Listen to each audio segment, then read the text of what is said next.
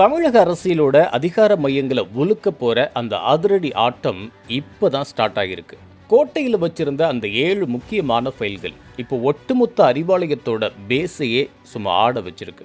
நேற்று வரைக்கும் சைரன் கார்ல கெத்தா வலம் வந்த அந்த 7 பெரும்புள்ளிகளோட நிம்மதி ஒரே ஒரு வாய்மொழி உத்தரவால மொத்தமா கலைஞ்சி கொலைஞ்சு போயிருக்கு.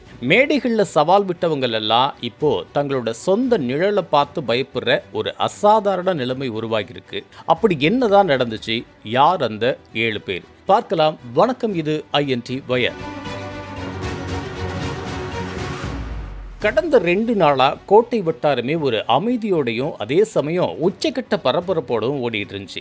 அடுத்தடுத்து நடந்த IAS IPS ஆபீசர்ஸோட நடந்த ஆய்வு கூட்டம், ஆலோசனை கூட்டம்னு பேக்ரவுண்ட்ல ஏதோ ஒரு பெரிய ஆபரேஷன் ரெடி ஆகிறது மட்டும் லைட்டா கசிஞ்சிச்சு.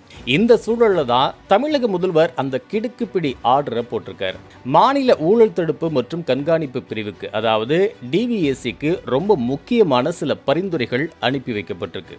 இன்டெலிஜென்ஸ் மற்றும் அபிஷியல் வட்டாரங்களிலிருந்து கசிஞ்ச அந்த அதிரடி தகவலின்படி முன்னாள் திமுக அமைச்சர்கள் 7 பேரோட பல நூறு கோடி ஊழல் புகார்கள் பத்தின ஃபைல்கள் இப்போதைய முதல்வர் விஜயோட நேரடி பார்வைக்கு போயிருக்கு.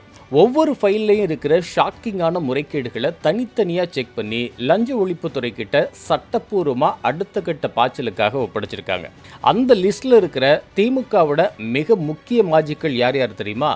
மின்சாரத்துறை மற்றும் டாஸ்மாக் நிர்வாகத்தை கவனிச்சுட்டு வந்த முன்னாள் அமைச்சர் செந்தில் பாலாஜி, நகராட்சி நிர்வாகம், நகர்ப்புறம் மற்றும் நீர்வளங்கள் துறை அமைச்சரா பொறுப்பு வகித்த KN நேரு, நெடுஞ்சாலை மற்றும் பொதுப்பணித்துறையை கவனித்து வந்த ஏவா வேலு, கல்வித்துறையை கவனித்து வந்த அன்பில் மகேஷ் பொய்யாமொழி, பத்திரப்பதிவுத்துறையை கவனிச்சுட்டு வந்த மூர்த்தி, அறநிலையத்துறை மற்றும் CMDAவை கவனிச்சுட்டு வந்த முன்னாள் அமைச்சர் சேகர் பாபு, போக்குவரத்து துறையை கவனிச்சுட்டு வந்த முன்னாள் அமைச்சர் சிவசங்கர்.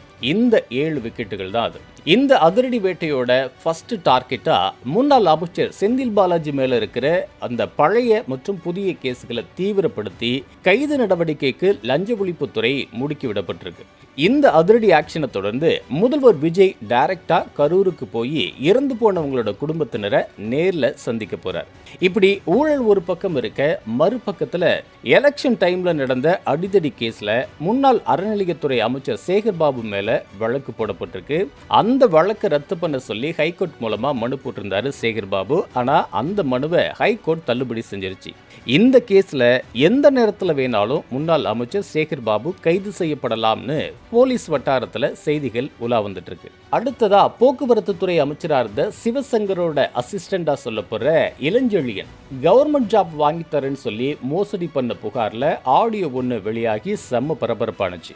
அந்த புகாரோட அடிப்படையில் Chennai central crime branch case பதிவு செய்யப்பட்டிருக்கு. அந்த வழக்குல முன்னாள் அமைச்சர் சிவசங்கரை விசாரிக்க வர ஜூலை 1ஆம் தேதி நேர்ல ஆஜராக சொல்லி சம்மன் கொடுத்திருக்காங்க. இந்த விசாரணைக்கு அப்புறமா என்ன வேணாலும் நடக்கட்டும்னு அமைச்சர் சிவசங்கரும் ரொம்ப தைரியமா தயாராகிட்டாராம். அதே மாதிரி சேகர் பாபு, மூர்த்தி போன்ற முன்னாள் அமைச்சர்கள்லாம் நாம தான் நல்லா வாழ்ந்துட்டோமே, வழக்கு போடாம நம்மளை விடமாட்டாங்க, ஜெயிலுக்கு போக நாம ரெடி ஆகுறது தான் சரி அப்படின்னு தங்களுக்குள்ள பேசிட்டு வராங்க. இப்படி எம் ஃபண்ட், பார்ட்டி ஃபண்ட், அப்புறம் ஃபேமிலி ஃபண்ட், அமைச்சருக்குன்னு ஒரு ஆடிட்டர்னு நம்ம தலைமை நம்மளை வச்சு செஞ்சது தான் இன்னைக்கு நமக்கு இவ்வளவு பெரிய தலைவலியை உருவாகி இருக்கு அப்படின்னு இந்த மாஜிக்கள் எல்லாம் பயங்கரமா புலம்பிட்டு இருக்காங்களாம்.